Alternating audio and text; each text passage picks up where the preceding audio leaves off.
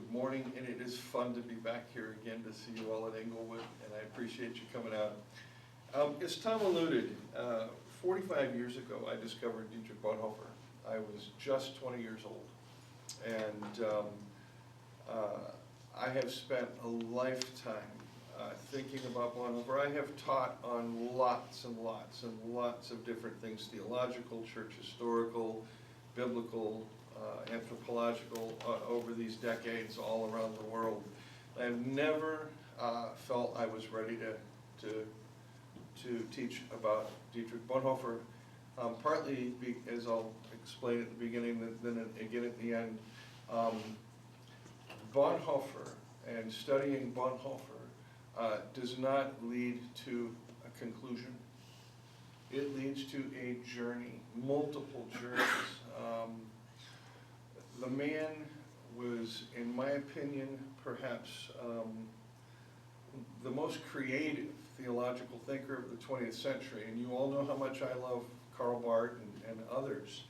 But Dietrich Bonhoeffer had a passion that is rare in theological thinkers.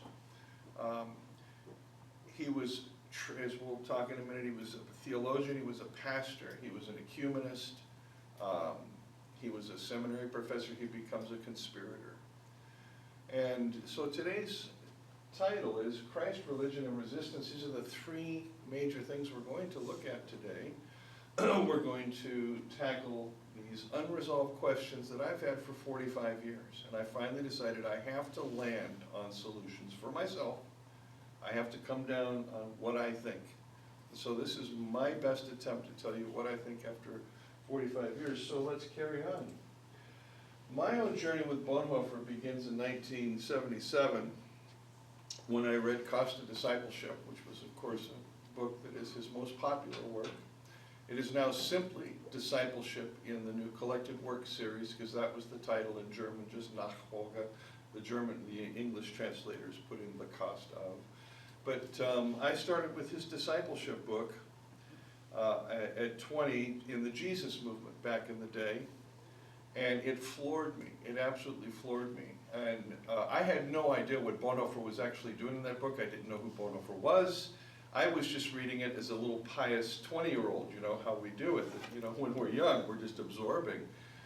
And I don't recall how, but it was immediately afterwards that I picked up a copy of his letters and papers from prison.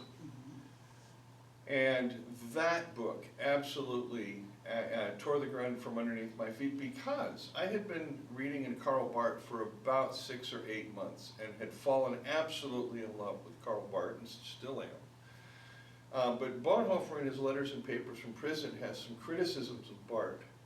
So I've made it my life's, literally my life's journey to explore the Barth-Bonhoeffer relationship and to ask if these criticisms were fair. Because there was certainly a lot of hay made in and around them in the 50s, 60s, and 70s. So we'll talk some about that today. But that's how I discovered Bonhoeffer, and was reading in his work and in the works of a few Bonhoeffer scholars that had published at that time some of this more substantial critical literature, which was just coming out in the late 70s. John Godsey's book on the theology of Bonhoeffer, Wolfel's book, and these were just coming out at that time. And Eberhard Baker's biography had been published, but in an abridged edition here in the United States.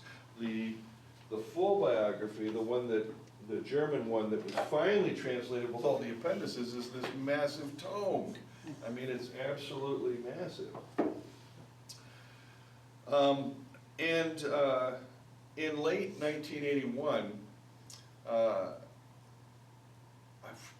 again, I don't know how, I found out that Eberhard Baker, who was Bonhoeffer's best friend, pupil, student, comrade in arms, was coming to San Francisco to speak at something called the AARSBL.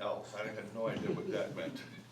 So I took 4 days and went to this conference and spent almost the whole time with Bonhoeffer scholars.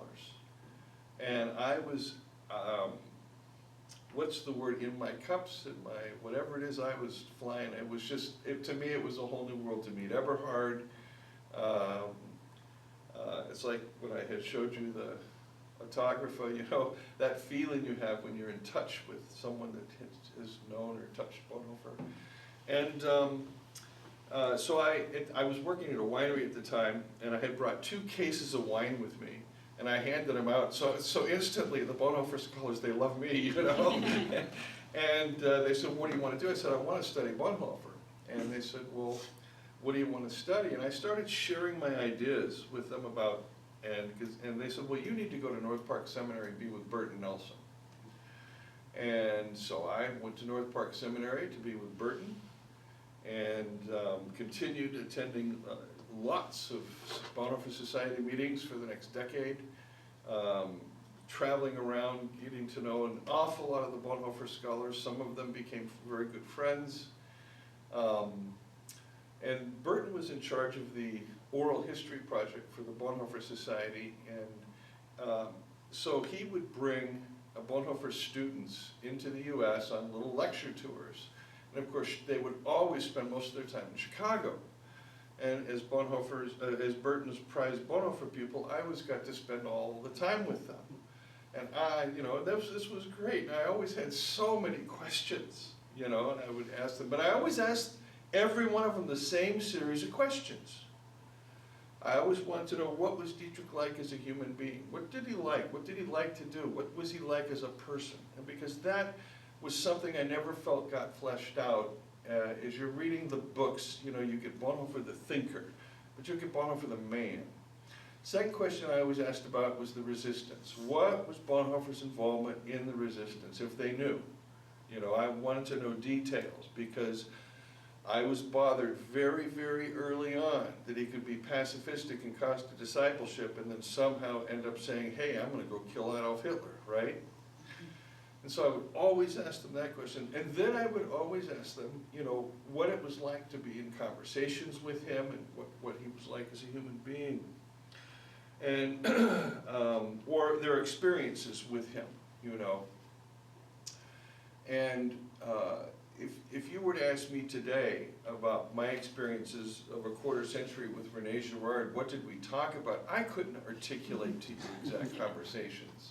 I remember pubs we were in, restaurants, places, his house, wherever, and I kind of remember generally what we talked about, but I can't tell, oh, you know, I don't have that kind of eidetic memory, and neither did Bonhoeffer students, but you had this sense from all of them that he was a man, in a sense, above measure.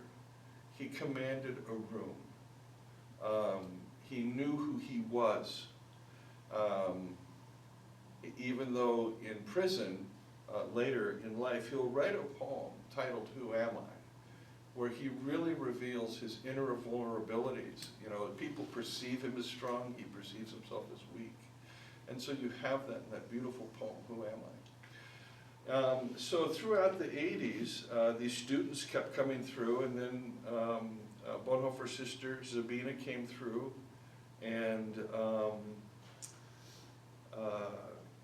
you know, I spent tons of time with them. And then in my last year of seminary, I got invited to work on a major motion picture with, some of you remember Starsky and Hutch, David Soul. So I worked with David and Burton and Jeff Kelly, who's another Bonhoeffer scholar out of LaSalle University in Philly, on a screenplay, and we had fun. I got paid, and that was nice, but it never went anywhere. But you know, I mean, I was just immersed in Bonhoeffer in the 80s. I spent that first probably decade of my theological life reading everything I could of his again and again and again. And then, as the scholars were publishing their books, I was buying them, and I know I've calculated over 21 feet of shelf space of Bonhoeffer's collected works. And when I go to Germany, I always have to go to Berlin and go to the Bonhoeffer House. And the bottom floor they have recreated as a museum. But you can walk up those European staircases, which are, you know, crazy to walk. But at the top floor there is Dietrich's room, and they have recreated it as he slept in it. and it includes his original desk. And I remember I had purchased a German edition of Letters and Papers from prison, and I sat at that desk and wrote a note to myself at that desk inside the cover of my book. So my years of discovery from 87 to 82 turned into this full-blown kind of lifetime journey now with Bonhoeffer. I have three big questions, and so we're going to deal with these in the sessions following. Number one, how did Dietrich Bonhoeffer understand religion? What is religion?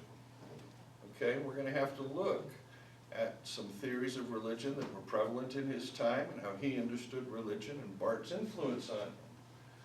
How did he criticize, what was his criticism of religion? Second question we're going to look at is the thorny one. Did Dietrich change his mind about pacifism between the cost of discipleship, which was written in the, say, 36, 37, and his ethics, which are, say, 39 to 41, and then his involvement in the resistance? The third question I want to look at is, who is Dietrich Bonhoeffer? Who is he? How do we understand him? And what we want to do in that lecture is to veer away as much as possible from William Hamilton's famous statement that we make creative misuse of Bonhoeffer. So, a brief biography. Dietrich is born in 1906, and his father, at this time they're in Breslau, is an up-and-coming neuropsychiatrist. And he has ahead of him 3 brothers and 2 sisters. On February 4th, February 4th of 1906, he and his twin sister, Sabina, were born. And then there was one younger sister afterwards, Suzanne. And so it's a big family. They moved to Berlin when Dietrich is, I believe, around 8 years old. That might have been just before or after that. The family lives in an aristocratic neighborhood. Okay, it's a neighborhood of Adolf von Harnack lived across the street. You know, military leadership lived in that kind of neighborhood. Lawyers, this kind of thing. And so Bonhoeffer grows up in a German aristocratic family. His father was absorbed in his work. The family, the siblings all remember him as a good father, but basically unavailable. The children weren't ever allowed in his study, ever. They never went in there. Or his office there at home, where he treated patients. His mother, Paula, again, well-educated, well-bred, and together they schooled the children in all manner of things. Dietrich began learning piano when he was young. By the time he was a young adult, some even thought he might end up being a stage pianist, a classically trained pianist. He was very, very good. He could just walk. He loved to walk up. According to everybody that I talked to, if there was a piano in the room, he went over and played. So if he was here, he'd be sitting there.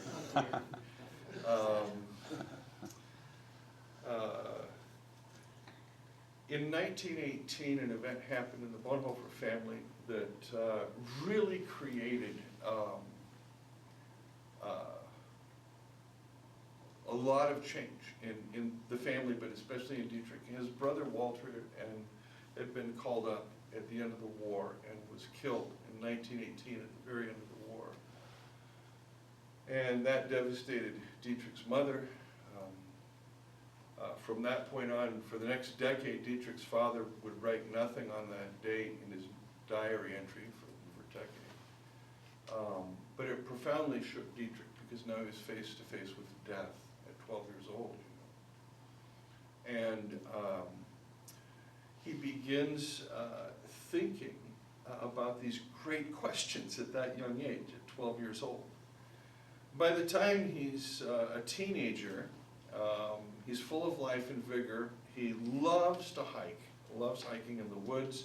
He's an expert on mushrooms, not magic mushrooms, just mushrooms you eat, and is, I guess, someone who's very, very familiar with the forest and enjoys the natural world. So that was an important piece of his life as well. In his late teens, he decides he wants to be a theologian. Now, you have to understand, theologians at this time are,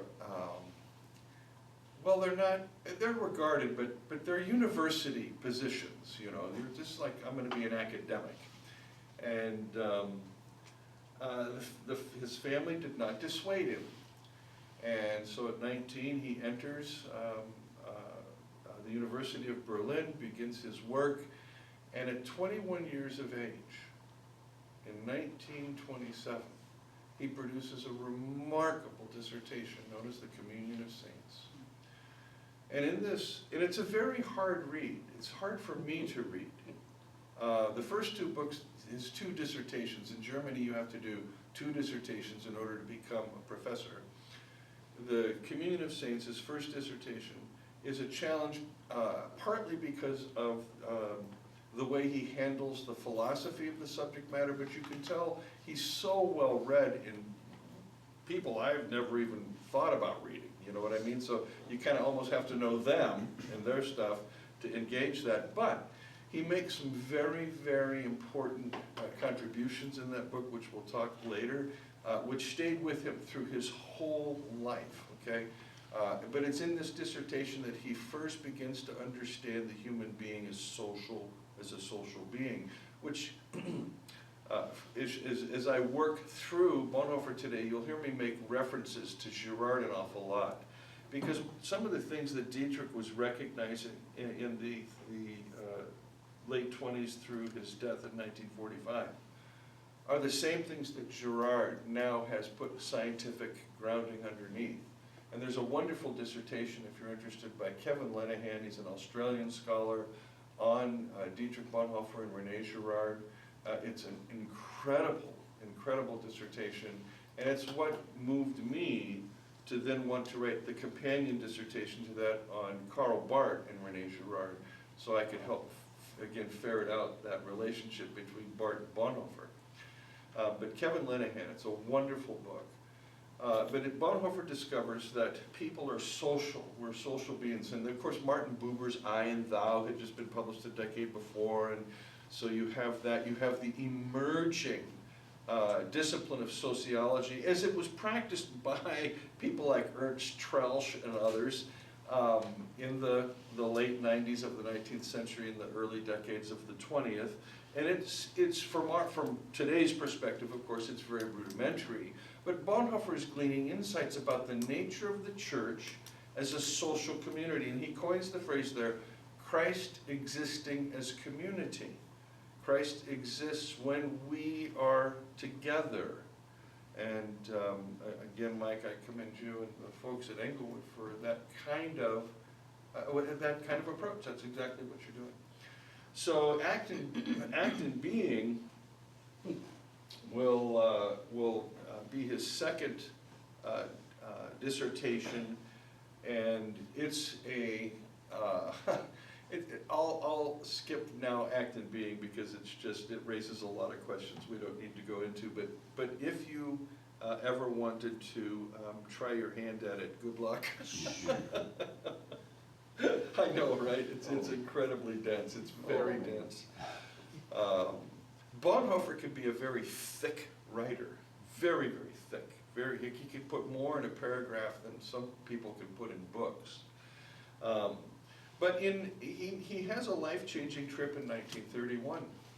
He comes to New York City to spend a year at Union Theological Seminary in Manhattan, which is up in Harlem. And during that year, he'll experience the black church.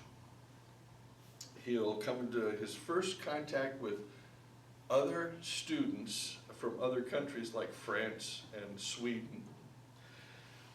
He will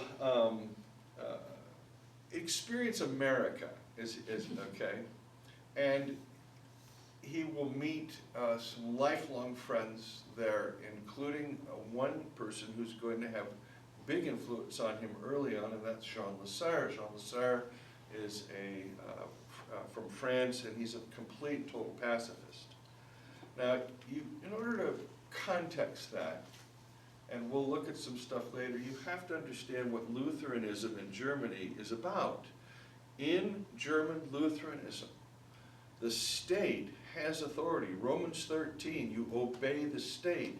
In Lutheran theology, the state is one of the 4 orders of creation, along with family, church, and labor. The state is an order of creation. God created the state. So whoever's head of the state is to be obeyed because they are God's servant. You have that, and then you have this Kantian, Immanuel Kant's, in his philosophy, sense of duty. So when you combine those two together, when the state said, we're going to go to war in 1914, I mean, the Lutherans lined right up behind it, went off to war because they were obeying God at that point, okay? As an aside, nothing to do with this lecture, but this last week, the Patriarch of Moscow made a very similar kind of horrible statement, and I will leave it at that. So the more things change, okay. His time in New York, he also discovered jazz. And when he went back, he had brought jazz records with him and loved to play them on the phonograph over there, you know, for everybody to hear. So his time in New York was formative for him in many, many ways. But as he went out across the country and experienced American ecclesial life, attending churches, he would end up, when he got back, writing an essay on American church life, and he entitles it Protestantism Without Reformation. And he understood really clearly that America was not a thinking ecclesial movement. You didn't find the deep kind of thinking that you did in Germany or in the French Catholic tradition. So that's his theological education. He comes back in 1933 to the University of Berlin, where he will be a lecturer. That is, he's given a room at a certain time of day, and he goes in, and as in most German universities, even until today, if you are in a graduate program, you just simply attend the lectures you want to attend. You know, if you want to attend physics lecture, this lecture, that lecture, you attend the lectures you want to attend, and then you have your dissertation advisor, and you're working on your dissertation. So Bonhoeffer attended a number of seminars at this time, and he also ended up traveling to attend for a couple of weeks a seminar with Karl Barth.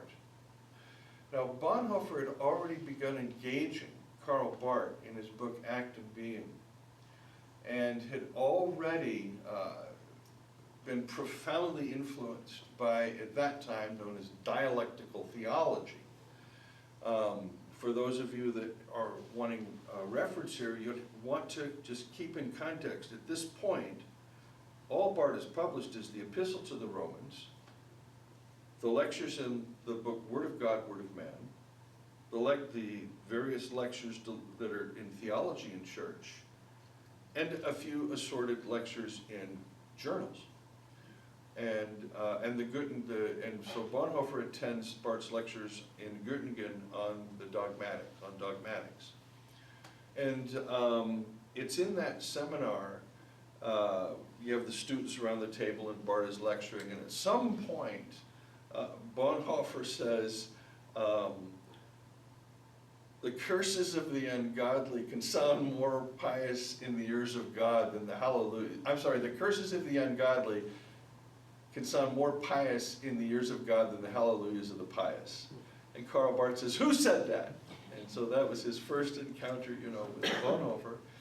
And Bonhoeffer will come back. The lectures that we possess from that period of time, the two most important sets of lectures are the Christology lectures from this period of time, where He opens up his Christology lectures with this wonderful sentence: teaching about Christ must begin in silence.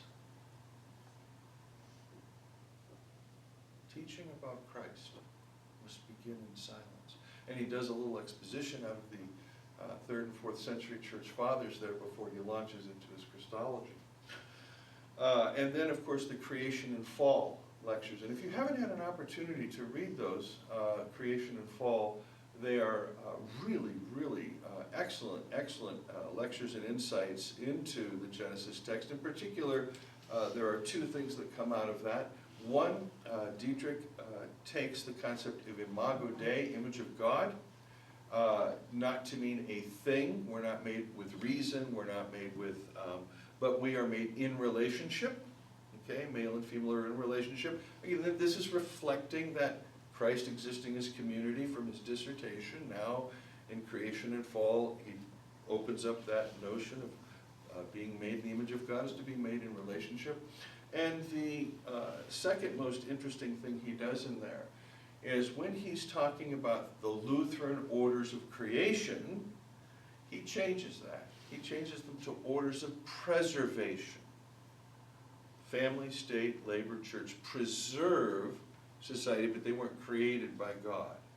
So those two shifts are important in the creation and fall lecture. There's more, but those are the two important ones.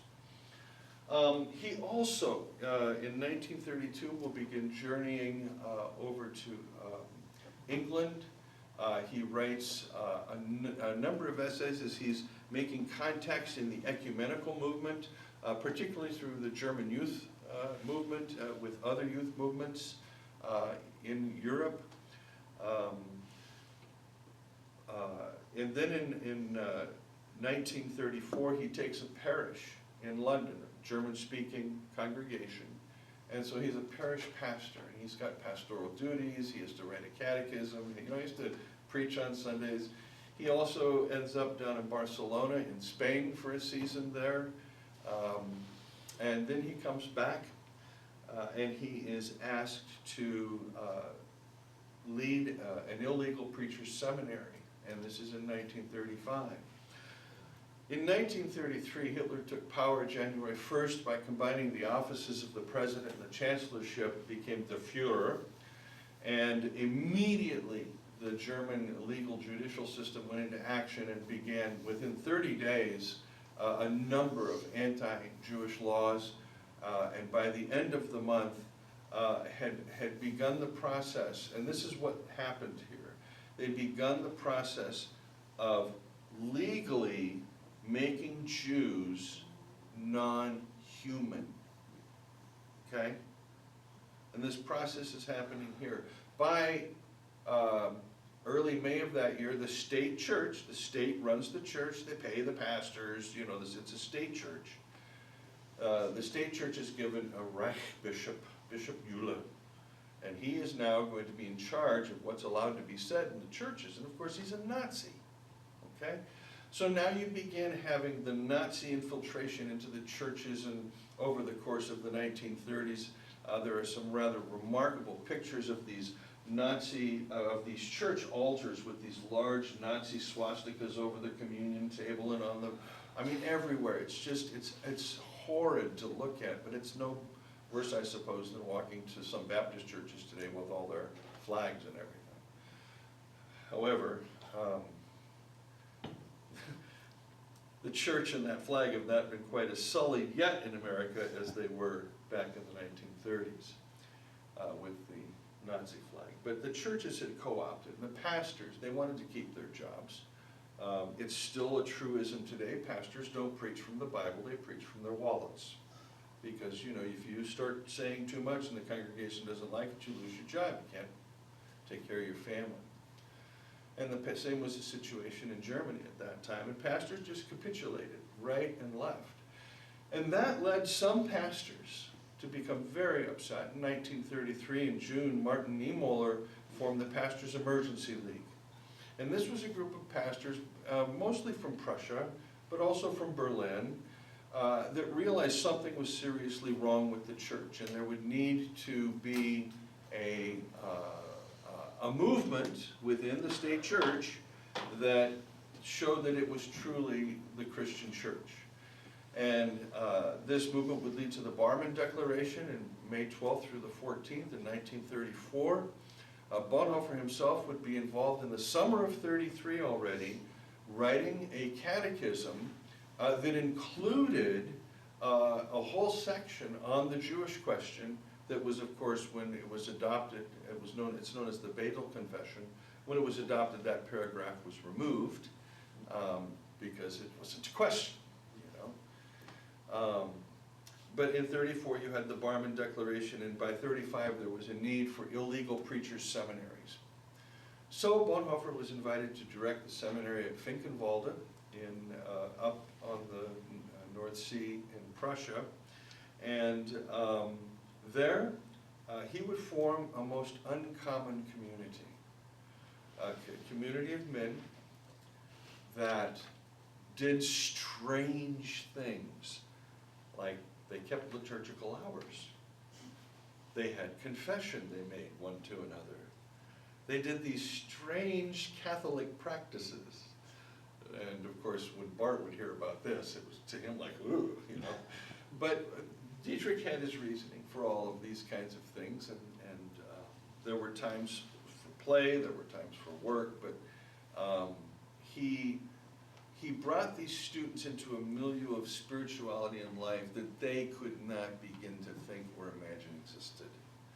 And so the fun part for me in talking with so many of these students was to discover how the term they would use frequently is Heimlich, how uncanny, odd, you know, it just strange the whole thing was for them, the experience.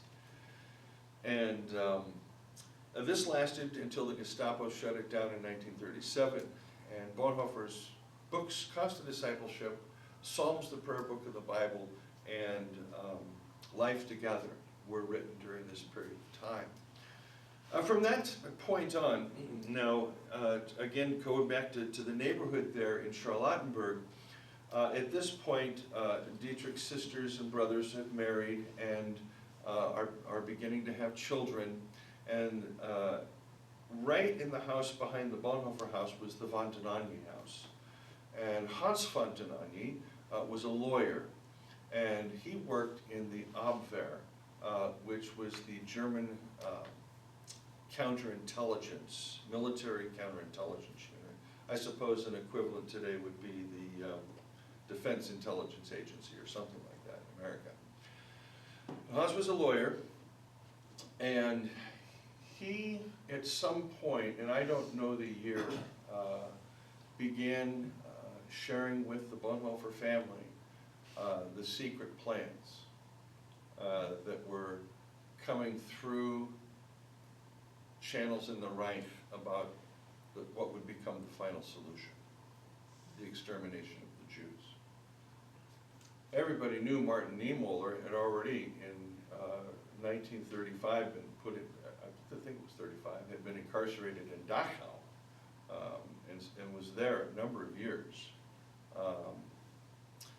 But at any rate, through early contact there with von Denanyi, Dietrich is aware of, I mean, whatever von Denanyi can share, he's aware that there's this serious stuff happening.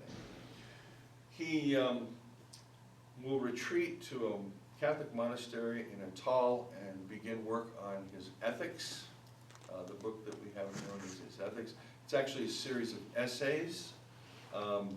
They don't necessarily connect. It's a series of essays. I mean, they do in certain ways, but it's not written as a book. And he will get called up. He will get a call up for war duty. He uses his connections to get out of war duty by joining the Abwehr, okay? And what's his job? Basically, he becomes a courier. That's what he is. He's a courier. And he takes messages. And England, Sweden, and he's, you know, that's what he does. And over this period of time, will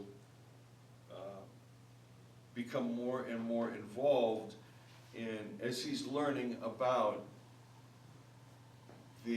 both, remember 1941 was the implementation of the final solution, but he's moving through the years 41 and 42, he's finding out more and more, and he ends up getting involved in a number of operations to smuggle Jews across the border into Switzerland, the most important of which is known as Operation 7, because originally it was 7 Jews, but it ended up being closer to 15. And so they had to do all kinds of subterfuge to get these folks out and across the border. One of the things they had to do was currency exchange, Reichmarks for Swiss francs. This is important. So the operation goes smooth, and now Dietrich is aware and heavily involved in the talk of a coup, okay? And he's now being sent as an emissary to feel out the Allies.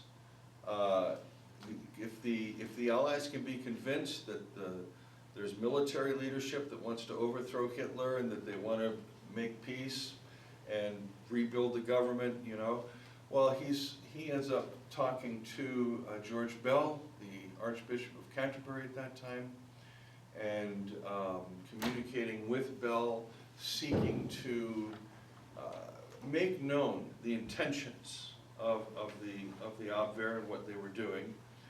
And there would be another independent, interestingly enough, person who also goes to Bell from the resistance, and evidently Bonhoeffer and Schlabrendorf weren't aware of each other's missions. So Bell has independent confirmation of this. But the Allies aren't going to buy it. They're thinking that it's suspicious. And at the same time, as Bonhoeffer is working in this capacity, he's also writing some letters to Karl Barth. And the interesting thing about these letters that come from 41, 42 are in particular Barth's responses. Barth at this point is wondering if Bonhoeffer's a double agent. He's wondering if Bonhoeffer is secretly working for the Nazis because he's in the military counterintelligence. And so there's an unease on Barth's part with regard to Bonhoeffer. But evidently they did have the one meeting in 42 and helped alleviate Barth's fears of that. In late 1942, December, he meets a young woman, 18 years old, and at this point in life, he is quite a bit older than her, 20 years older than her, and he falls in love with her, and her name was Maria von Wedemeyer. And long story short, they get engaged in January of 1943, but it's short-lived because in April he's arrested. Along with Hans Fontanaghi and several others, because an auditor went over the books and discovered discrepancies in currencies. That thread will lead to other threads and other threads, which will eventuate in July 1944, the Nazis discover the secret Abwehr files in Zussen. A money exchange. You know, you can't plan these things, right? And so Dietrich is arrested and sent to Tegel military prison in Berlin. At first he's treated rather roughly until they find out who he is, and that he has family connections to the high-ups in the prison system. Then he's put in cell 92, and that will be the cell for the remainder of his time that he's in Tegel.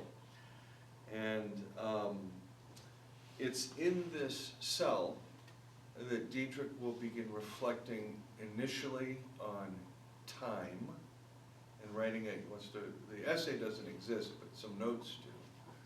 He goes into a depression, like would be expected, and then he ends up coming out of it and will produce the letters and papers from prison, as well as some fiction. He actually wrote some fiction. I personally don't find it all that stimulating, but he's reflecting on his family life and what it was like, and it's very dull, you know, as far as fiction goes. So this is the time now that he's the prisoner. He will eventually, in October of 1944, the Russian front has fallen apart for the Germans. The Americans are advancing across Europe. Hitler's just being squeezed, and Berlin is being bombed. And so in October 44, Dietrich is taken to the Gestapo headquarters at Prince Albrechtstrasse. Again, not a fun place to be, like Rikers Island in New York or Alcatraz. I mean, it was, and it's Gestapo. From there, in the beginning of 1945, he's transferred to Buchenwald first, the concentration camp, but he will end up in Flossenburg concentration camp in March, and he will be executed on April 9th of 1945. And his legacy will continue to live on, because in the early 1950s, one of his pupils, Wolf-Dieter Zimmermann, began producing a post-confessing church underground journal, kind of like the Englewood Review of Books, but this was called Unterwegs, and this is where Eberhard first publishes some of these letters and papers that have astonished the world since. And so I will conclude here with this piece.